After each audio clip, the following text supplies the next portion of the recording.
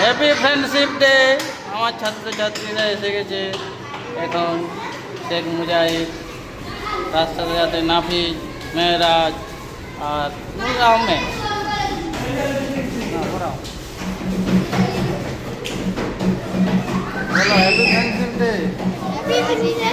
জোরে জোরে বল, অন্য সময় তো বেশ জোরে বল। Happy friendship day.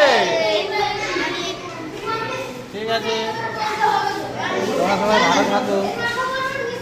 আর কোথায় গেল? ভালো থাকো। আর কোথায় গেল? ভালো থাকো। ডে